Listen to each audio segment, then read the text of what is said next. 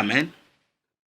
Après la lecture, nous comprenons que l'humanité, les hommes, les nations ont un problème avec Dieu. La Bible dit, car ce qu'on peut connaître de Dieu est manifesté pour eux. Toute la création, toute créature cache en elle les empreintes de l'Éternel, les traces de la divinité. Lorsque vous observez le soleil prouve à suffisance qu'il existe un Dieu quelque part. Lorsque vous observez les poissons vous renseignent qu'il y a une énergie créatrice qui existe quelque part. Lorsque vous observez les mouvements de la terre, la rotation, la translation, vous comprenez qu'il y a une force, il y a une énergie qui guide, qui commande tous ces mouvements. Mais c'est quoi avec l'homme? L'homme, il veut être libre. L'homme ne veut rendre des comptes à personne. La Bible déclare, se vantant d'être sages, ils sont devenus des fous. La folie de l'homme. Le coronavirus est l'une des conséquences de la folie de l'homme. Se vantant d'être sages, ils sont devenus des fous. Mes frères et sœurs, ouvrons les yeux. Tous ces messieurs ici, sont-ils prophètes? Dans leur série, ils ont prédit le corona. Étaient-ils des prophètes? Étaient-ils des prophètes? Hollywood, par le cinéma, il a prédit ces virus. Sont-ils des prophètes? Ils ne sont pas des prophètes.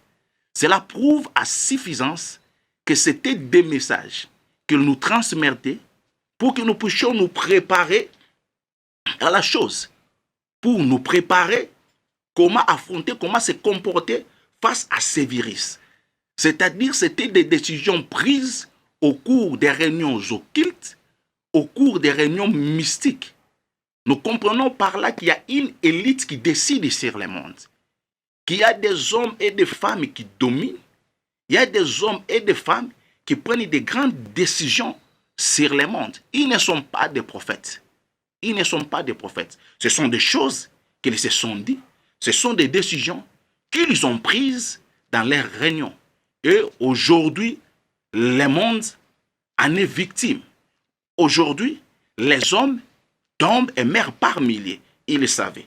Comment un homme comme Bill Gates, en 2015, il pouvait parler avec une précision chirurgicale de cette épidémie? Si nous réfléchissons, si nous ouvrons les yeux, ils en connaissaient quelque chose.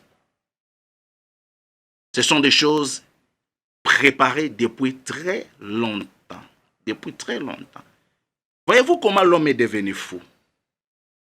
Se vantant d'être sage. Il se réveille un bon matin, il dit, bon, nous devons résoudre les problèmes de surpeuplement. Parce qu'actuellement, la population qui est à 7 milliards, en 2030 ou en 2050, cette population va passer de 7 milliards à 9 milliards et demi. Et ils se disent, en 2100, la population mondiale atteindra à peu près 11 milliards. 11 milliards, ils disent, nous devons résoudre les problèmes de surpeuplement. Ils prennent la place d'Elohim et ils disent, que faire? Comme ce sont des Malthus de ce temps moderne, des Darwin de ce temps moderne, des disciples de Malthus, ils tirent leurs conclusions. Ils disent ceci. Selon Malthus, la population croît de manière exponentielle et la production croît de manière arithmétique. C'est-à-dire, la population ne suit pas le rythme de la production. Sur ce, nous devons supprimer certaines bouches pour qu'il y ait équilibre, pour qu'il y ait une classe, pour combattre la pauvreté, pour que la production mondiale soit suffisante, permettez-moi les termes, soit suffisante pour tous les hommes. Nous devons supprimer quelques bouches à nourrir. Parmi les méthodes utilisées, il y a la promotion de l'homosexualité. C'est parmi les méthodes qu'ils utilisent pour la éradication de la population, l'homosexualité. Aujourd'hui, nous avons des termes dans nos dictionnaires, parent 1, parent 2. Parent 1, parent 2. C'est des messieurs qui sont dans ces mariages-là. Ils n'auront pas d'enfants. Ils sont là en train de promouvoir l'avortement. La femme est libre d'avorter. C'est voté dans leur parlement. Ils ont opté pour cette loi. La loi sur l'avortement. La femme est libre. Et une façon d'éradiquer la population mondiale. Ils ne sont pas des dieux.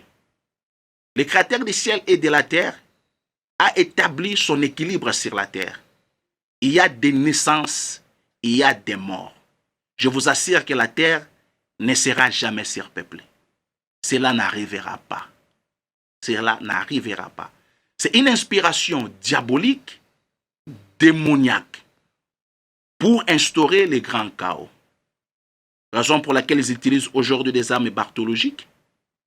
Ils créent des épidémies, ils créent des pandémies pour éradiquer la population mondiale.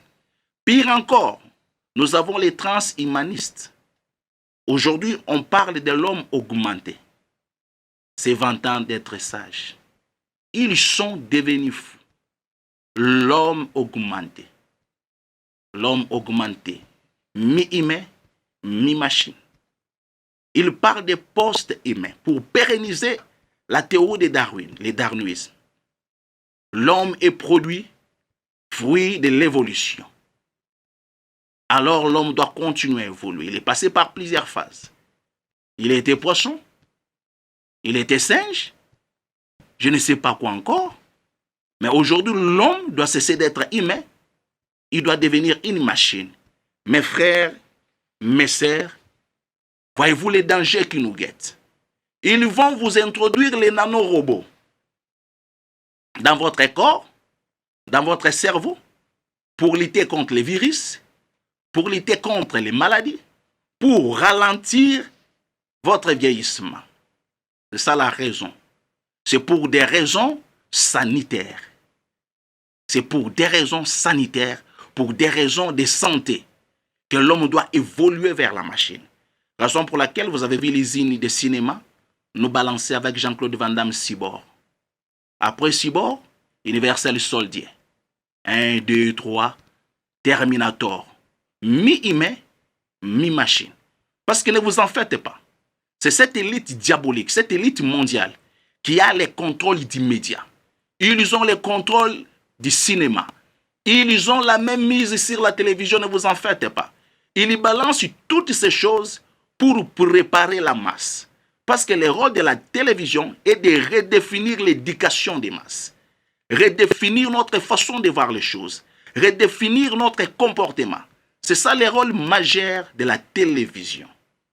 Bien aimé, si vous voyez des hommes aujourd'hui tomber par milliers, mourir ainsi, c'est parce que les hommes se sont cris sages. Et ils sont devenus des fous. Mais en tout cela, que cela ne tienne, la prophétie est en train de s'accomplir.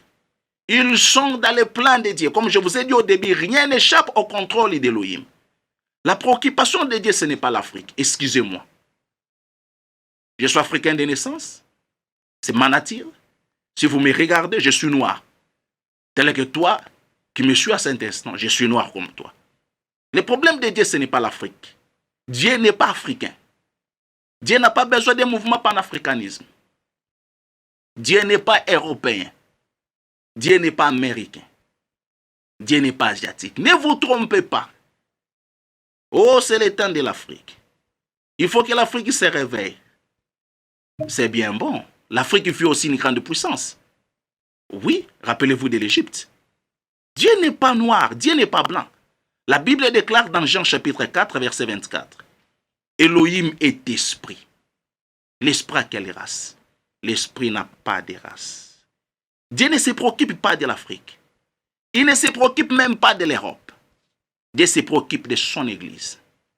Quand Jacob est arrivé chez Laban, le souci majeur de Jacob, c'était Rachel. Uniquement Rachel. Il n'a pas travaillé 7 ans pour Léa, 7 ans pour Rachel. Il a travaillé 14 ans pour Rachel. Les premiers 7 ans, c'était pour Rachel.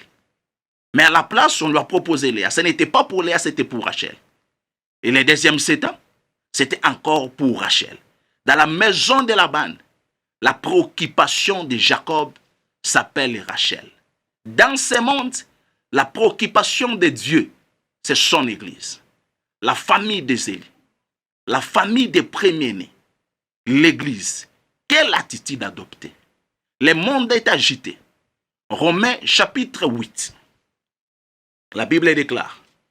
Romains chapitre 8, versets 19 à 24. Aussi la création attend d'elle avec un ardent désir la révélation des fils de Dieu. Car la création a été soumise à la vanité, non de son gré, mais à cause de celui qui l'y a soumise, avec l'espérance qu'elle aussi sera affranchie de la servitude, de la corruption, pour avoir part à la liberté de la gloire des enfants de Dieu. Or, nous savons que jusqu'à ce jour, la création tout entière soupire et souffre les douleurs de l'enfantement. Et ce n'est pas elle seulement, mais nous aussi, qui avons les prémices de l'esprit. Nous aussi, nous soupirons en nous-mêmes, en entendant l'adoption, la rédemption de notre corps. Car c'est en espérance que nous sommes sauvés. Or, l'espérance qu'on voit n'est plus espérance. Ce qu'on voit, peut-on l'espérer encore?